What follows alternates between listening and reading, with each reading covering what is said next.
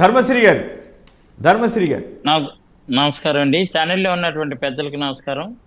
ఈరోజు నిన్న జనసేన టీడీపీ పొత్తులో భాగంగా చంద్రబాబు నాయుడు ఇంట్లో ఇద్దరు కూర్చొని అనౌన్స్ చేసే ముందు చేసినటువంటి విషయాల గురించి స్పందించే ముందు పత్రికల్లో వచ్చినటువంటి ఇల్లో మీడియా, పర్టికులర్ ఆంధ్రజ్యోతి కానీ ఈనాడు కానీ ఇందాక మీరు మీ విశ్లేషణలో విన్నాను కాబట్టి దాని గురించి స్పందించాలని చెప్తున్నా.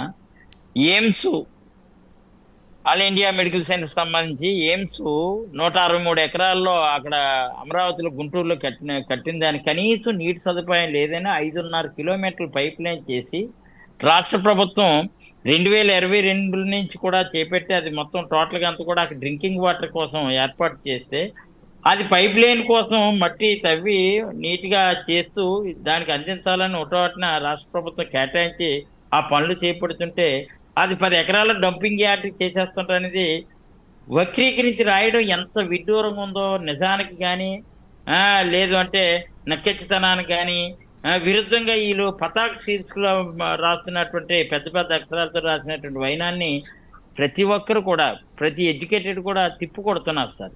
ఎందుకంటే ఇదే కాదు, యాక్చువల్గా ధర్మశ్రీ గారు చంద్రబాబు గారి టైంలో యాక్చువల్గా కేంద్ర ప్రభుత్వం అనంతపురానికి ఇచ్చింది. దాన్ని చంద్రబాబు గారు ఇక్కడ తీసుకొచ్చి ఇవ్వటం మీద చాలా వ్యతిరేకత వచ్చింది, రాయలసీమలో కానీ ఇతరత్ర కానీ. ఎక్కడ కేటాయించారు అక్కడ ఇవ్వచ్చు కదా. సో దాన్ని డైవర్ట్ చేస్తూ ఇవాళ మోడీ గారు ప్రారంభోత్సవం నేపథ్యంలో ఈ రాష్ట్ర ప్రభుత్వం మీద బురద జల్లుతున్నారు అనమాట. ఏదో బురద జల్లాలి, ఇంకా మా మోడీ గారి దగ్గర నుంచి ఏదో ఇంకా రాష్ట్రానికి ఏదైనా పోనీ 5% 10% రావాల్సింది కూడా రాకుండా అడ్డుకోవాలని ఒక ప్రయత్నం ఒకటి.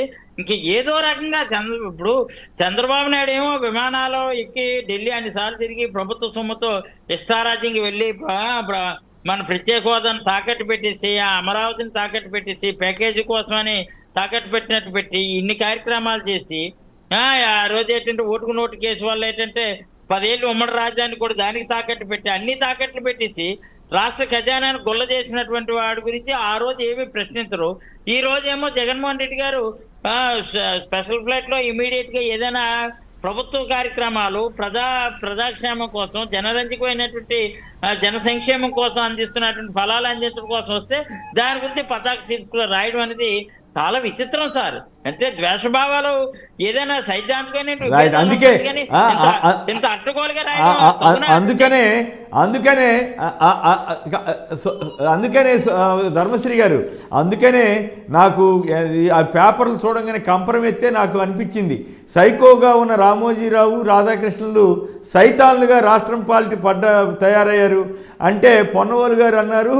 కాదుగా సైతాన్తో పాటు పైతాన్గా కూడా మారి రాష్ట్రాన్ని పీడిస్తున్నారని చెప్పి ఆయన వ్యాఖ్యానించారు. సో అది ఆ నేపథ్యంలో ఇవన్నీ కూడా చెప్పాల్సి వస్తుంది. నిజంగానే రాష్ట్రంపై పడి ఏడుస్తున్నారు. కాటికెళ్లే ముందులో రైట్, ఇక వాళ్ళ వదిలేసేయండి. ఇంత సాడిజం మంచిది కాదనేది మాత్రం నా తాలూకా సూచన అండి. ఇది అందరికీ తెలుసుకోవాలనే ఉద్దేశంతో ప్రజలకు తెలియజేయాలి, వాస్తవాలు తెలియజేయాలని చెప్తున్నాను. నిన్న కూడా మా దగ్గర షుగర్ ఫ్యాక్టరీని కాపాడి అక్కడ ఉన్నటువంటి దాన్ని చేస్తే పేద పతాక శీర్షికలో షుగర్ ఫ్యాక్టరీని 80 కోట్లు జగన్మోహన్ రెడ్డి గారు డబ్బు ఇచ్చి కాపాడితే తెలుగుదేశంలో 175 కోట్లు అప్పుల పాలు చేసేస్తే దాన్ని మళ్ళీ షుగర్ ఫ్యాక్టరీలో ట్రాక్లో పెట్టాం, మా చోడవరం షుగర్ ఫ్యాక్టరీని. ఆయన అదే తెలుగుదేశం ఉంటే ఇనుప మొక్కలు కూడా అమ్మిస్తున్నాం. కానీ అలాంటి దాన్ని నేను వక్రీకరించి రాశాను. చెప్తున్నాను, అది 100కు 100 రూపాయలు తప్పు. అది ఒక విషయం.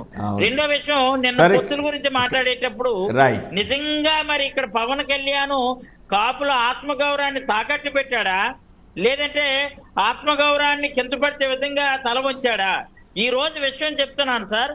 175 శాసనసభ్యులు ఉంటే 175కి ఇద్దరు పొత్తుగా ఉంటే డెఫినెట్ గా ఏదంటే ఏదో దులపాలు ఎగరేసుకొని 3 నెలలకి 3 మెరుపులు, 6 నెలలకు 6 అరుపులు అరుస్తున్నటువంటి పవన్ కళ్యాణ్ డెఫినెట్ గా 175కి 75 తీసుకుంటారు గ్యారంటీగా అని మేము అందరూ అనుకుంటే వాళ్ళు కాపులు కూడా నిజమే. కాపులకి ఏంటంటే ఏదో కాపులకి రాజ్యం రావడం కోసం సీఎం సీఎం సీఎం అని అంటుంటారు. పాపం మా జన సైనిక సోదరులు కానీ లేదంటే అక్కడ ఉన్న కాపు సోదరులు కానీ అంటుంటారు.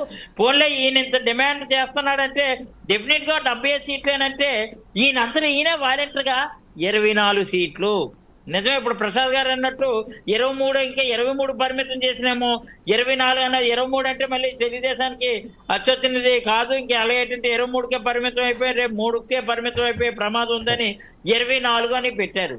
24 పెట్టారు. 24 అట్లా దేనికట? రాష్ట్ర భవిష్యత్తు కోసం. రాష్ట్ర భవిష్యత్తు కోసమా లేకపోతే మీ భవిష్యత్తు కోసమా? సినిమాలో యూఆర్ రియల్లీ చెప్తున్నాను, you're a great star real గా. బట్ యూఆర్ ఏ బ్రహ్మాండమైనటువంటి సినిమాలో మంచి యాక్టర్ అవ్వచ్చు.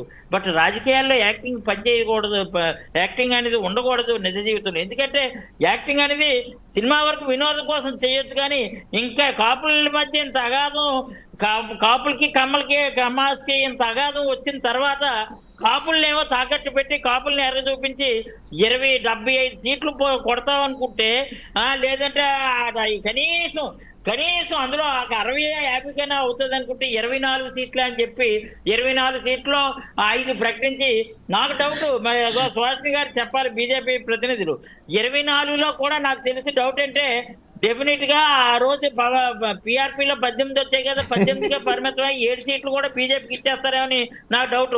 అప్పుడు కూడా ఆయన వక్రీకరించి చెప్తాడండి, గ్యారంటీగా వక్రీకరించి కన్ఫర్మ్ గా చెప్తారు. ఏమని? బీజేపీ జనసేన రెండు ఒకటే కదా, అందుకనే నేను 18కి వచ్చాను, లక్కీ నెంబర్ 18, దానికి ఒక లెక్క ఉంది, దానికి ఒక తెక్క ఉంది అని. ఎక్కడ ఇప్పుడు లెక్క బొక్కలో పడిపోయినట్టు అయిపోయిన పరిస్థితి ఉంది. ఆయన తెక్కుండా ఉండొచ్చు, కాపులకి ఎవరికి తెక్కలేదండి. ఇది ఒకసారి దయచేసి ఆలోచించుకోవాలా. మొత్తం అంతా కూడా ఏంటంటే కేవలం చంద్రబాబు నాయుడు ముఖ్యమంత్రి చేయడం కోసమే, చంద్రబాబు నాయుడు ఏంటంటే అందులో ఎక్కించడం కోసమే కాపుల్ని జనసేనాన్ని తాకట్టు పెట్టినటువంటి పరిస్థితి అయితే మాత్రం ఇఆర్ నాట్ ఏ రియల్ గా పవర్ స్టార్. అంటే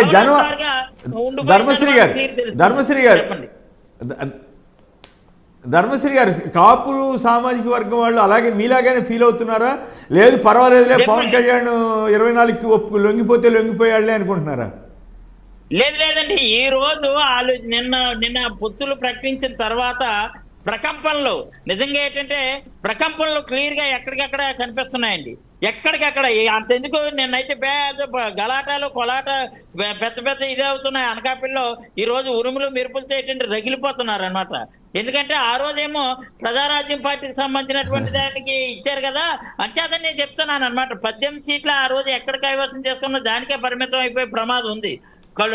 ఎందుకంటే కాపులందరూ కూడా చాలా యాంటీగా మోసపోయినటువంటి పరిస్థితి, మోసపోయాని మాత్రం అందరూ మదన పడుతున్నారు సార్. ఎందుకంటే మాకు కూడా వస్తాయండి, మేము అదే కాపు సామాజిక వర్గానికి సంబంధించిన వ్యక్తులని మాకు తెగ ఫోన్ల మీద ఫోన్లు ఏంటి ఎంతో దౌర్భాగ్యం ఏంటి ఇదిలో వీధిని పడిపోయన్నా నిజంగా ఎన్ని అనుకున్నా సరే కాపులందరూ కూడా మీలాంటి వాళ్ళందరూ కూడా వైఎస్ఆర్ కాంగ్రెస్ పార్టీలో ఉండడం వల్ల మాకు మళ్ళీ రేపు అధికారంలో రాబోతున్నటువంటి వైసీపీ వాళ్ళు మాకు న్యాయం జరుగుతుందని కాపు సోదరులందరూ కూడా అప్పుడు వేలాది మంది ఫోన్లు చేస్తున్నారు. ఎందుకు అంటే రియల్ గా కాపులు అడ్డం పెట్టుకుని వెళ్ళినటువంటి వ్యక్తి కనీసం ఆయన చాదుకి లెక్క చూడండి. మళ్ళీ ఎలా వక్రీకరించి 3 ఎంపీలు ఉన్నాయి, 3 ఎంపీలు కూడా 3 ఏళ్ళు 21, ఇది 24, మొత్తం 45లో 5 ఏమో అక్కడేమో నిలబడతారు, 5 ఎమ్మెల్యేలు గాను.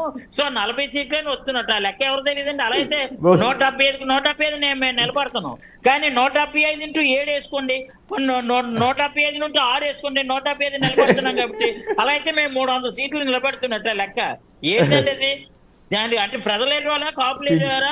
అట్లాంటి పిచ్చి లెక్కని మనం ఎప్పుడు ధర్మశ్రీ గారు అట్లాంటి పిచ్చి లెక్క బహుశా రాజకీయాల్లో ఎవరు చెప్పుండ్రు, పవన్ కళ్యాణ్ తప్ప భూప్రపంచం మీద ఎవరు చెప్పుండ్రు. ఆ 7 సీట్లు తెలుగుదేశం వాళ్ళు పోటీ చేసే సీట్లు కూడా తనే పోటీ చేసినట్లు ఫీల్ అవటం అనేది చాలా విడ్డూరంగా ఉంది. ఒక్క నిమిషం, ఇక మళ్ళీ సుహాసిని గారితో మాట్లాడిన తర్వాత మళ్ళీ మీ దగ్గరికి వస్తాను. రైట్, ఆంటోనీ గారు బెంగళూరు నుంచి సంక్షిప్తంగా. ఆంటోనీ గారు ఉన్నటువంటి వాళ్ళ ఆత్మగౌరవాన్ని తాకట్టు పెట్టడం అనేది తప్పు సార్. అది